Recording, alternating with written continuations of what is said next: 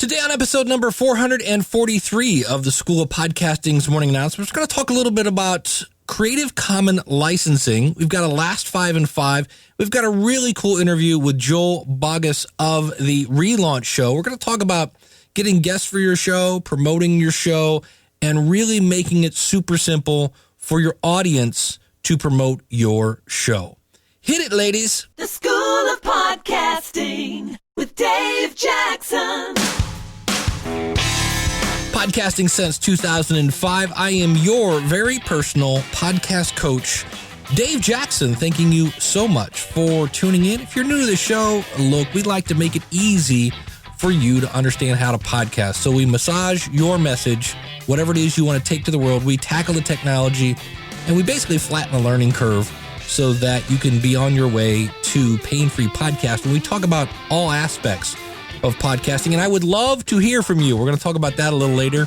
Just go to schoolofpodcasting.com/contact. Want to mention that if you are thinking of attending, and doggone it, you should, wait till you hear the stuff that's going to be coming out about New Media Expo. Use the coupon code, that's right, coupon code SOP15. Just go to schoolofpodcasting.com/NMX. And that will save you on your ticket. Again, that coupon is SOP15. And while we're talking about getting breaks and giving things away, if you missed last week's episode, I talked about making a survey for your audience and some tips and tricks on that. If you want to be entered to potentially win a free year at the School of Podcasting, go to schoolofpodcasting.com/2015S for survey, and just take a quick little survey. I've been getting a lot of great insights into what is working and what is not working for this podcast. So I'm very excited to be receiving that insight. I'm very open to constant improvement. That's kind of my mantra. And again, you could take that schoolofpodcasting.com/2015S. So thank you to all the regular listeners who have been doing that. And again, I'm going to pick a winner, a free year at the School of Podcasting. Now, there is a little bit of news, and this is at Play.it. Now, what is that? It's a podcasting network from CBS. Now, here in the States, CBS is a major network, and they have launched this website to spotlight all of their content that is being produced as a podcast. So, what's in it for you? Nothing really, except if you want to listen to the John Madden podcast where he's like, oh, look over here and doink and dink. John Madden's this football coach guy. I didn't realize. I'm like, wow, is he still alive? And so what's cool about it is it's just another one of the Peanuts. And you're like, what? We're all pushing Peanuts to get, our podcast a little more exposure, a little bigger audience. Okay, we'd like a lot bigger audience. And these little baby steps are getting more and more people involved in podcasting.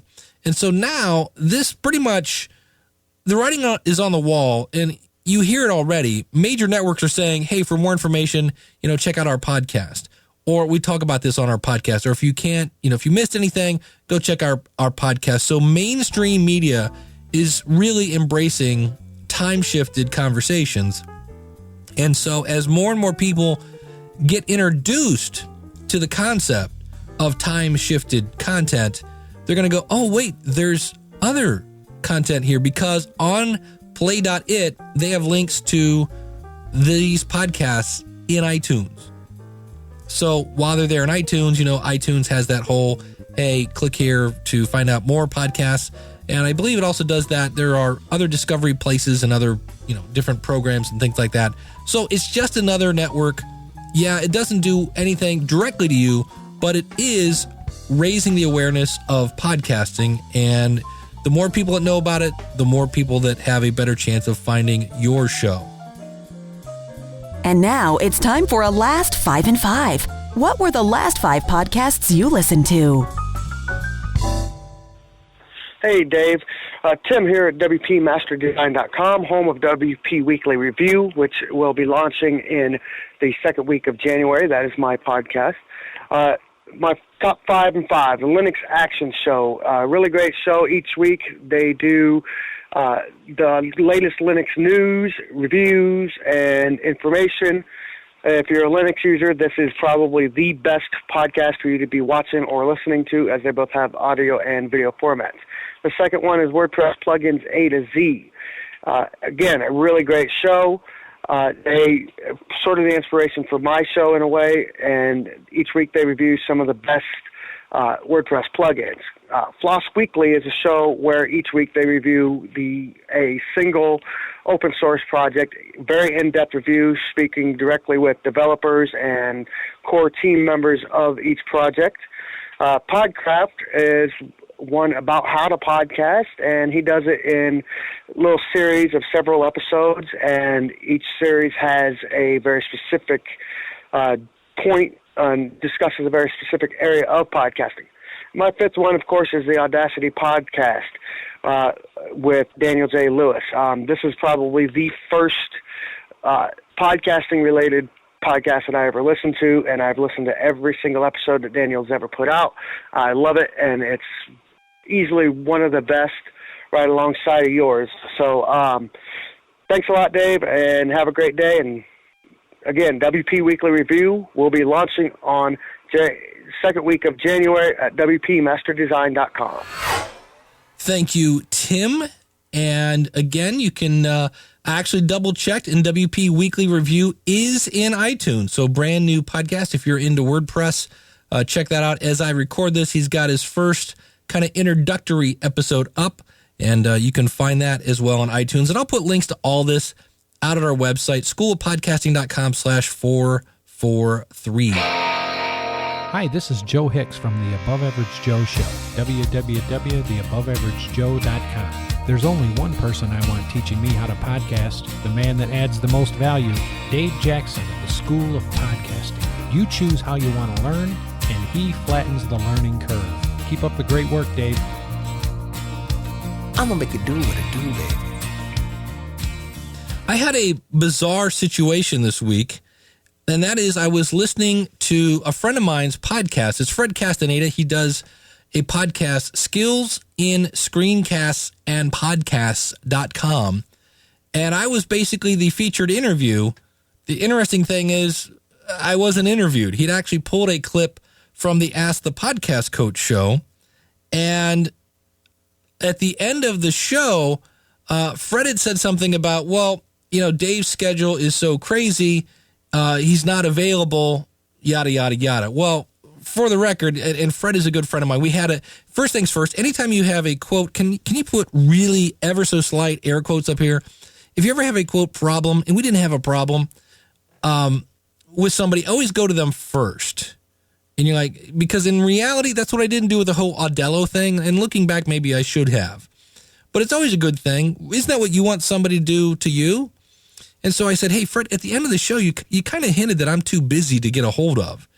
And that is not the message that I don't want out. And Fred was very gracious. He said, if you want, I'll take it out. I'm like, no, not a big deal. Just, next time, give me a little heads up. And he was very gracious. And it's, again, not a big deal. But I thought about this. If you wanted to, what if you don't want people pulling clips from your show? Now, again, this is not me. Because Fred's like one of my biggest cheerleaders. And he's always talking about the School of Podcasting. And for that, I'm very grateful. But what if you don't want people to do that? Well, there's a thing. You can publish your podcast under a Creative Commons license. And so there are a couple different variations of this. There's one, the most restrictive one is called Creative Commons. And the attribution is, it gets kind of geeky here.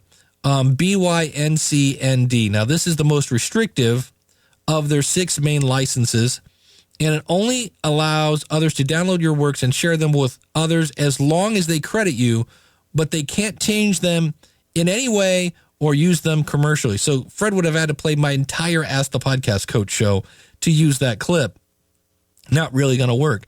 Then there's BYNC. This lets others remix, tweak, and build upon your work non-commercially, and although their new works must also acknowledge you and be non-commercial, they don't have to license their derivative works on the same terms. We get into some legal speak here, but And I'm not going to go through all 6. I mean, there's one here, this license, it's BYND. This license allows for redistribution, commercial and non-commercial, which is one of the key ingredients here. Do you want it to be only non-commercial people can do this, meaning they can't make any money off your content? Where this one lets people do that as long as it's passed along, again, unchanged in whole with credit to you. There is one that is CCBY, and this lets others distribute, remix, tweak, and build upon your work, even commercially, as long as they credit you for the original citation. This is the most accommodating of the licenses offered, recommended for maximum dissemination and use of licensed material. So if you want people to always credit your stuff, you would put this little button that says, license under Creative Commons. So I'll put a link to this, or if you just go to creativecommons.org, you can read up about this. And so it may be something, depending on what your material is, and you want to kind of have a legal arm to stand on. Now, I am of a nature of feel free to mention me wherever you want, whenever you want, wherever you want. To me, I am all about point people my way, and I will take it from there. So, but I just thought I would mention that if you ever are worried about people using your content, you can maybe look under creating your stuff under a Creative Commons license. At the end of last year, we did our annual My Favorite Podcast Is episode, and you can find that over at schoolofpodcasting.com 2014 favorites. And one of the things that is, again, slowly making its way up the charts in terms of, hey, this really makes good content, is stories. This is nothing new. We kind of knew that. And today I'm interviewing Joel Boggess of the Relaunch Show. You can find him at relaunchshow.com. He's also the author of the book, Finding Your Voice. Sort through the clutter, discover clarity, confidence, and direction. We're going to talk about that today on the show. And so we get into, how to get guests and how to promote your show, but we also get into a little bit of the cerebral aspects of podcasting. And I definitely have added this book to my Kindle. And Joel is a great guy. I was on his show a couple weeks ago. I played a clip on that on this show. And he and his wife, Pay, do a great show, again, that have great stories. So without further ado, here is my interview with Joel. All right, so joining me today is the one, the only Joel Boggess. You got to check this guy out. Listen to this. You've had so many job titles. It's interesting. But you always end up doing the same thing. It doesn't matter if you're a martial arts instructor or a swimming coach or a fitness trainer, you're a corporate employee, you always end up doing the same thing, which is, of course, helping people believe in their inner strength. And you call it believe in themselves again. Mm-hmm. Now, along the way, you've gone and got a master's degree in counseling. You can find Joel over at relaunchshow.com. I love this. By May 2017, after 3 years of Relaunch, Joel's goal is to have helped 200,000 people or listeners in this case learn to believe in themselves again. So, Joel, thank you so much for coming on the show. This is going to be a blast. The Finding Your Voice show is different than the Relaunch show. Yes, it is. All right. Well, what's the difference? Okay. Yeah, that is a great question. And thank you for giving me the opportunity to talk about it. It's funny. You mentioned about my checkered career history, and let's just say I have an extensive collection of name tags and hairnets. I have a hairnet. Yeah, I have a hairnet in my history. Indeed.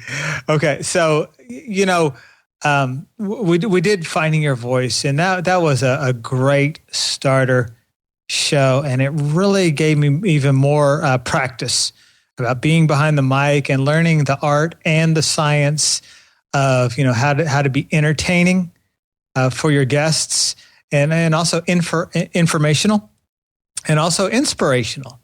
It gave me some great foundational skills that I needed. Then we moved on, and we actually did 2 more shows, kind of as us in the minor leagues, if you will. And then once we realized that, okay, it's go time. It's really time to do a show unlike any other show on the market available at that time, which is what we did. We did a husband and wife show where we interview and pick the brains of some of today's hottest and most in-demand personal development experts, thought leaders, New York Times best-selling authors. And we don't just interview them, because there's a lot of shows that do that, right? But it's really interviewing them, uncovering the secrets that they use in their own transformation, in their own relaunch, and then also kind of distilling some of their greatest success secrets and what took them to where they are today. Yeah, some great stories as I listen to your show. That's one of the beauties of it is you are, by design, it's based around a story of somebody going from point A to point B and all the lessons that they've learned along the way. And you mentioned you've had some really great guests. What's your secret? How do you go about getting these guests? Okay, that's a great question. Okay, you're going to need a pen and paper. All right. To wrap your head around this answer. You ready to do it? Yeah. Okay. Very simple. You have to ask. ASK. Got it. All right. Okay, there you go. Absolutely. I mean, that's what you have to do. Now, some people require more than one ask. Okay. But you got to be diligent and you got to be persistent in the way you do it. I'll give you a perfect example. I don't know if you are a frequent reader of Success Magazine, but you probably know the name Darren Hardy, if I were to mention that in conversation. Yes? Mm-hmm. Okay, fantastic. I pursued that guy for a year before he said yes. Okay. But he said yes. So he said his first one was no thank you. How do you come back and how frequently do you ask him, and how do you do it without feeling like a pest? Okay, I asked him every day. But that's me.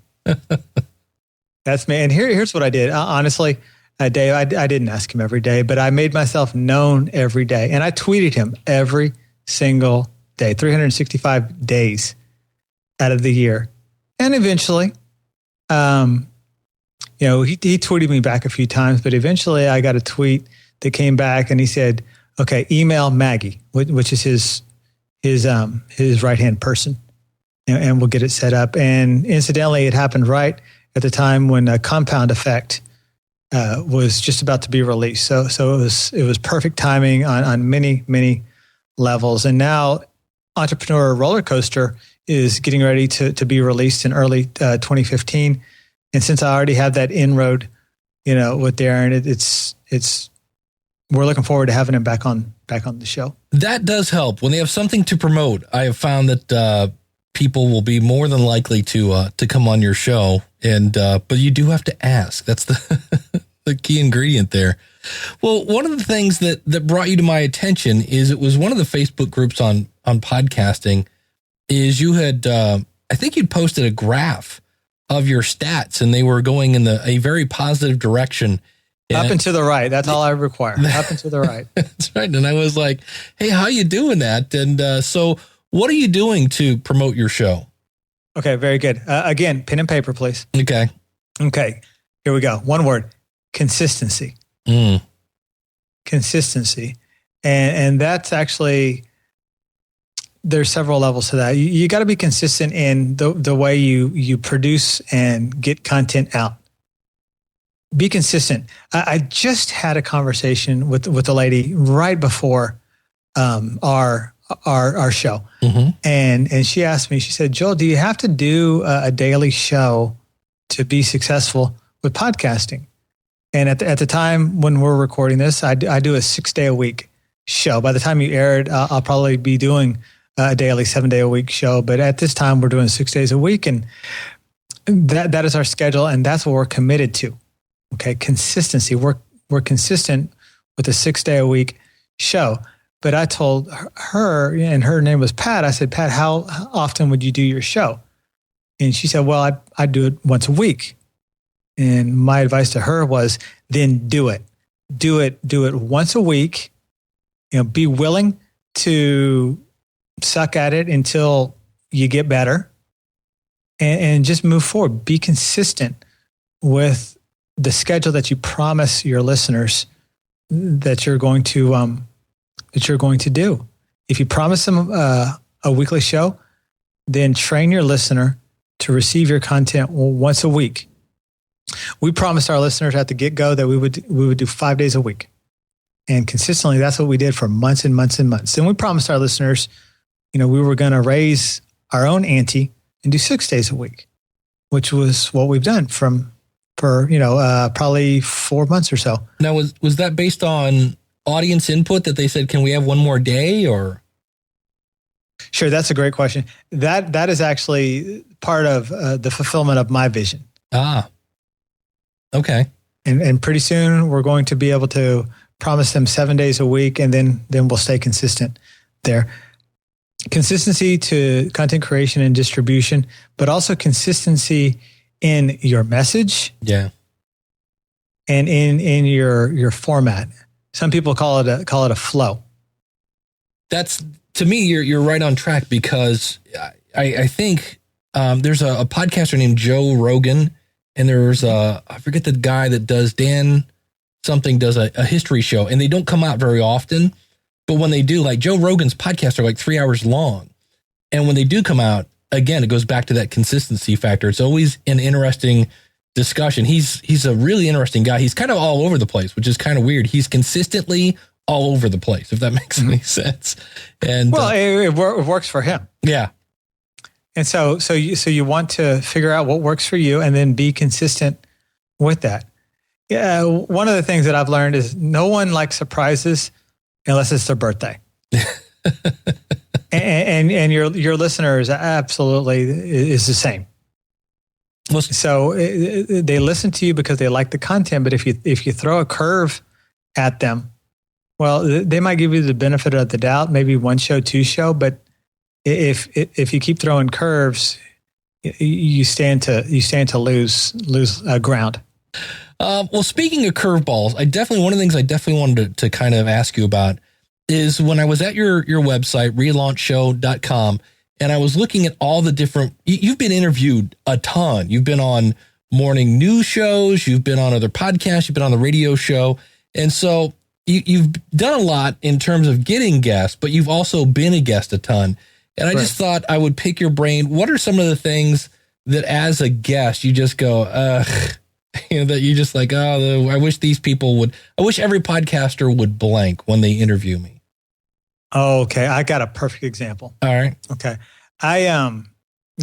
You've mentioned my Amazon bestseller earlier in the show. Thank you for that. Finding Your Voice. We had a blast with that book and launch, and we ended up hitting number one on Amazon in all three categories, same day, same hour. And that was a big feat for me. So I was real excited when that happened. And in that series of the book launch, I had many podcasts that I was on. And one of the ladies that interviewed me, I kind of shared my background story, and I want to tell the whole story now. But back when I was a little kid, when I was 5 years old, I found myself on the top of a bridge, a 30-foot bridge, and with a train bearing down on me. And I don't know if I fell or was hit or a combination of both, but I ended up at the bottom of this rocky ravine in a pool of my own blood, rendered comatose. Wow. And had my near-death experience. I had lost so much blood, Dave, that when the emergency crews showed up in the middle of the Texas Hill Country 40 years ago, before GPS, wow. They couldn't even start an IV on me because all of my blood vessels had collapsed. Jeez. Yeah, exactly. And so I was explaining this story to this host. And then as soon as I gave it a pause, like I just did for you, mm-hmm. She said, "Oh, that's great." And then she moved into her next question. Nice. So needless to say, I wasn't interested in going back on her show. Well, I have a question about that because I'd heard that story. Looking back at it, I mean, you should have been dead. Most people don't survive a 30-foot fall, especially Correct. When you're that little. How do you think that affected your outlook growing up? Okay, that's a great question. And I wasn't supposed to. The doctors told my dad I would never come out of my coma. That was 40 years ago. Next month will be the 41st anniversary of that, February. And how did it affect my outlook? I think it made me stronger on multiple levels, spiritually, as well as I want to say physically, but it's not like I'm a bodybuilder, but having the stamina, I should say, because in my recovery, and it lasted a long time, David, long for me, anyways. I had to try twice as hard as most people, because by the time I came out of my coma, I was 6. When I fell, I was 5. When I came out, I was 6, and I had to relearn a bunch of stuff, like how to walk, Jeez. For instance. Yeah. So what that instilled in me was a work ethic that will pursue a guy like Darren Hardy for a year. Right. You don't give up, because unfortunately you kind of had the deck stacked a little bit against you. Sure. Everybody else is on to first grade. Oh, hold on. I got to go back and figure out how to walk. And that's amazing. Yeah. Did you ever feel, that like, okay, well, I didn't die. There must be a purpose then. Like, why am I still here? No question about it. And, I outlined that in the Finding Your Voice book. I strongly believe that everyone has a calling, a purpose, what I like to call a voice, an inner voice. And that's what the Finding Your Voice book is. It's a collection of some of our best tools and our best processes for helping people connect with their voice. And I believe that everyone has a hunger to connect with that. Some people stronger than others, but I think that everybody has a hunger at some level to connect with that. And that's why I wrote the book. And I help a lot of people connect with that inner voice. And it's interesting, Dave. Thanks for giving me that opportunity to talk about it. When I decided to write the Finding Your Voice book, I actually looked up the word voice in the dictionary to see what it meant. And one of the definitions gives a beautiful illustration of the message that I wanted to share and the message that was coming out of me. And Webster says that voice is to give full expression to. And when I talk to people and I talk about finding your voice, I talk about, let's figure out how we can give full expression to you. And gosh, a lot of people get that. And not only do they get that, but they're hungry to experience that for themselves. Full expression. And I think when we get stuck into these positions and jobs that aren't allowing us to be however our natural state is, that's where you get frustration and depression and all those other states that kind of sink into ourselves. When you talk about you want to help people learn to believe themselves again, what do you think is the main thing that's stopping them from believing themselves? Sure. Great question. And the answer is because of the beliefs and the rules that have been stacked upon them by, parents, well-intentioned parents, by community leaders, by teachers, by people that they look up to. Right. And it's not, for the most part, it wasn't people trying to do something intentionally wrong to them. It was just, they were basing their teaching or what they were saying based on what they knew. Well, you mentioned in the book, there's an equation that you have, C plus C equals D. If you could expand on that just a smidge. You bet. Happy to. C plus C equals D is quite simply clarity plus confidence equals direction. And here's what I mean by that. Once we get clarity on who you really are and some of your best features and your enduring qualities, once we get clarity on that, that builds up the confidence in you, because once you learn how to embrace your best features, your enduring qualities, I show people how to do that. Once they learn how to do that, then their confidence builds up. And when clarity mixes together with confidence, it equals direction every single time. Yeah, because now you know who you are, you know what you want to do. It's just a matter then of starting to take steps in the right direction. You bet. And you know what? Once we uncover some of those things, taking steps is easy. Now, what do you say to the person that was taught you should always be humble, and when they hear the word confidence, they think that maybe, like, what's the difference between confidence and cocky? Sure. Boy, that is a great question. You know, confidence, more than anything, it's the inner confidence that you carry. Mm. And people can see that. They can see that in you.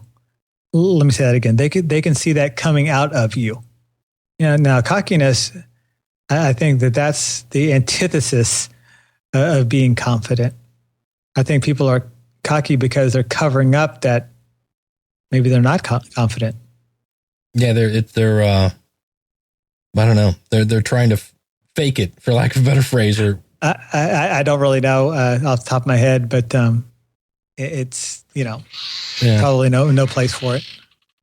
Well, along the ways have you been playing with podcasting here and growing your audience, and we were joking earlier. The good news is the numbers go up and they're going to the right. Are there any things that you used to do that you don't do, that, maybe strategies that you've tried that went, not going to do that anymore? Sure. One of the things, let me kind of reframe your question and let me talk about what's working. Okay. Is that okay? Yeah, that's great. Okay, fantastic. Engagement. Our word for the year is engagement.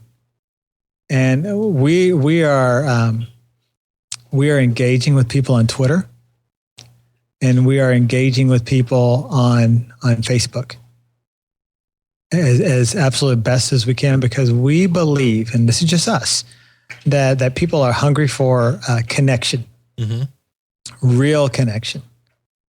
Social media is great, but people want to do business and connect with real people with like real struggles.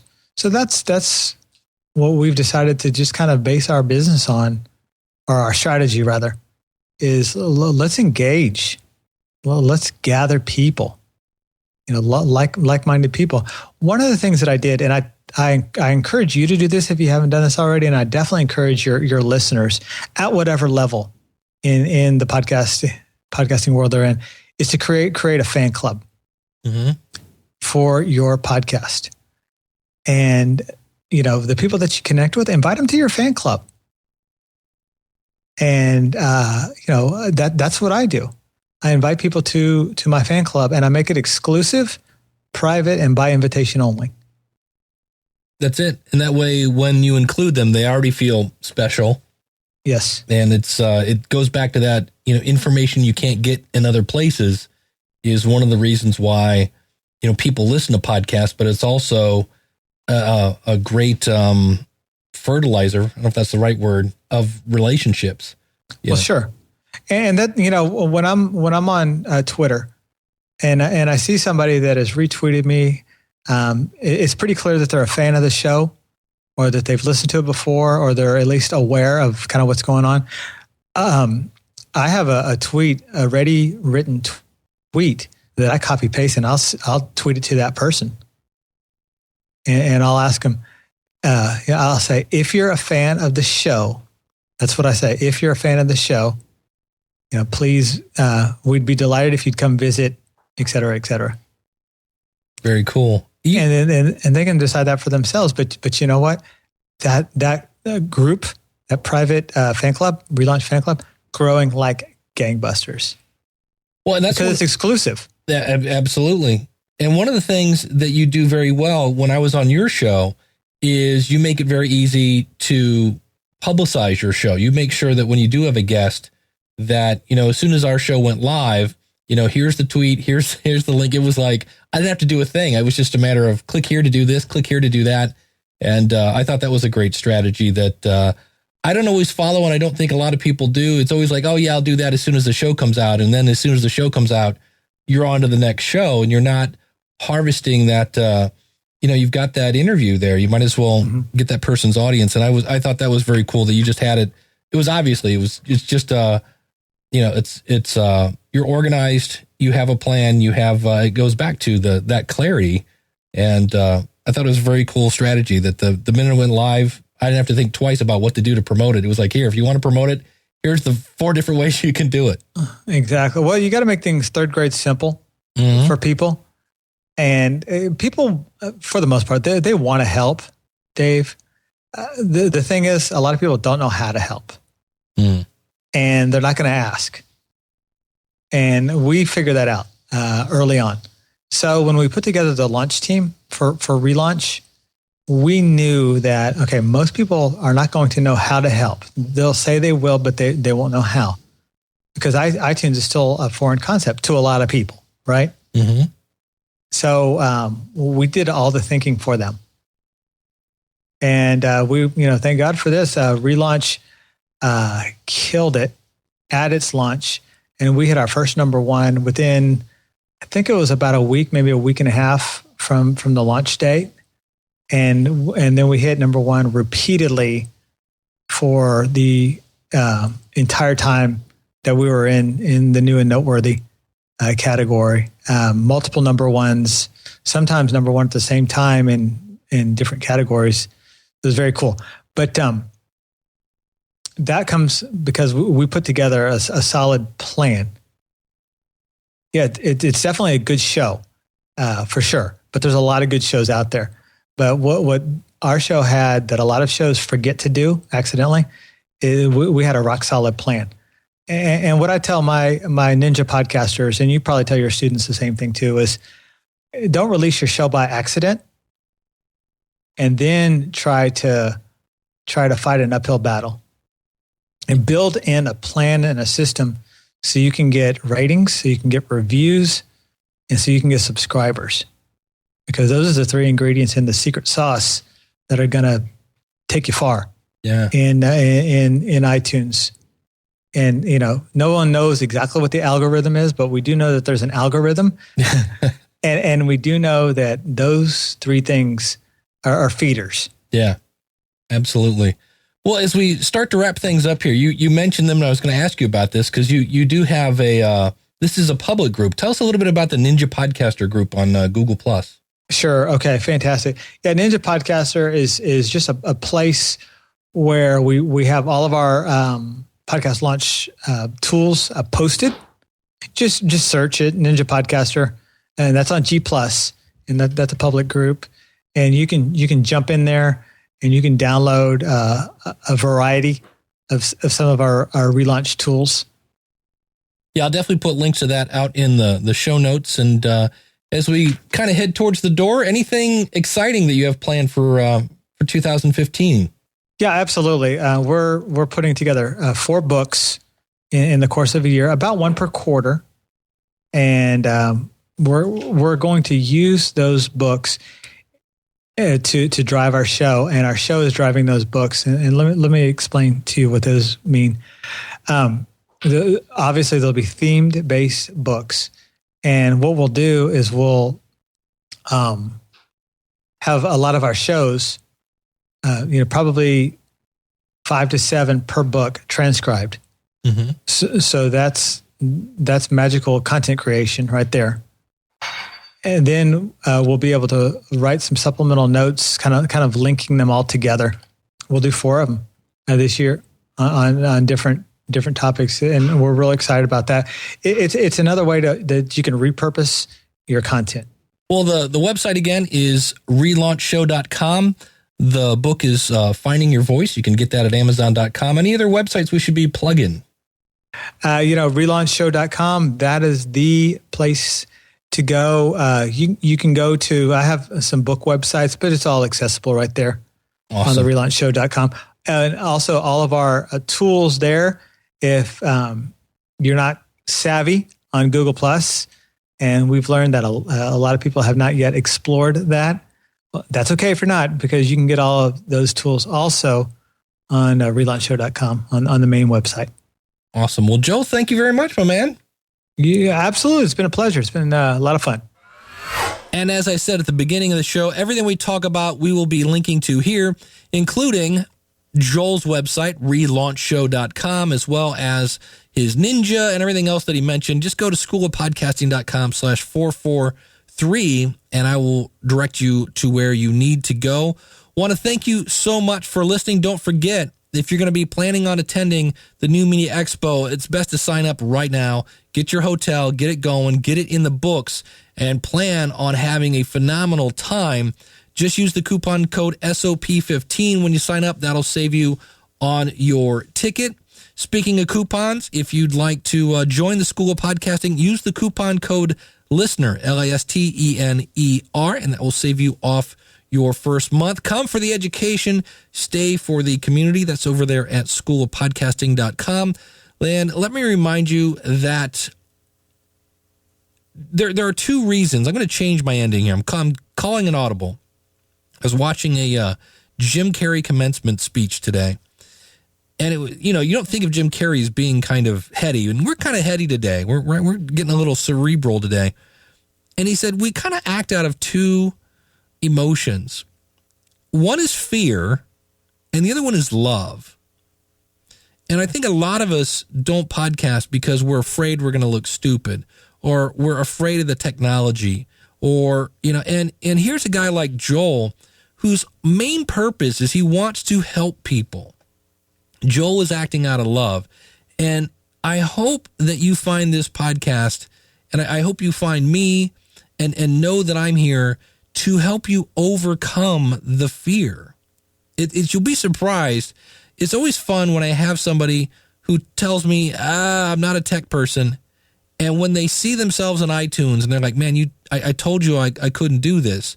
I kept telling you I couldn't do this. And Dave, you kept telling me, yes, I could. And I did. And I can't believe it. So overcome those fears. Again, let me help you flatten that learning curve and get you on the road to pain-free podcasting. Use the coupon code LISTENER when you go out to schoolofpodcasting.com. Thanks so much for tuning in. We'll see you again with a new episode next week. Take care. God bless. Class is dismissed.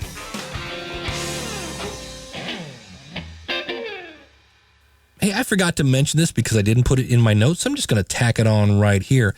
Want to let you know there is no waiting if you're looking to get an objective viewpoint on your podcast. And there is no line at the Podcast Review Show. If you're interested in getting that objective viewpoint, check it out at podcastreviewshow.com.